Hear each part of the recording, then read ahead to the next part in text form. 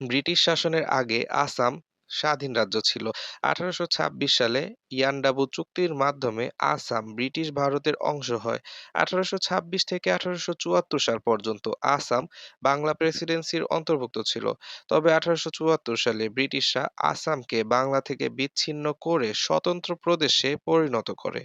1905 সালে Lord Curzon Bangla ভাগ করে এবং মুসলিম সংখ্যাগরিষ্ঠ অঞ্চল নিয়ে পূর্ববঙ্গ, যা বর্তমান বাংলাদেশ, ও আসামকে একত্র করে নতুন প্রদেশ গঠন করে এবং ঢাকাকে নতুন প্রদেশের রাজধানী করা হয়। সে সময় বাংলাদেশের আয়তন প্রায় 2,60,000 বর্গ কিলোমিটার ছিল।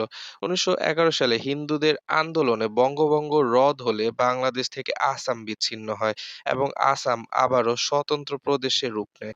1947-এ ধর্মের ভিত্তিতে পূর্ববঙ্গ থেকে আবারও আলাদা হয়ে আসাম ভারতের সাথে যুক্ত হয়। তবে আসামের মুসলিম সংখ্যাগরিষ্ঠ সিলেট ও করিমগঞ্জ জেলায় গণভোট হয়, যেখানে সিলেট বাংলাদেশের সাথে যুক্ত হয়। 47-এর বিভাজনের মধ্য দিয়ে পূর্ববঙ্গ ও আসাম প্রদেশের অস্তিত্বের বিলুপ্তি ঘটে এবং বাংলাদেশ থেকে বিচ্ছিন্ন হয় আসাম।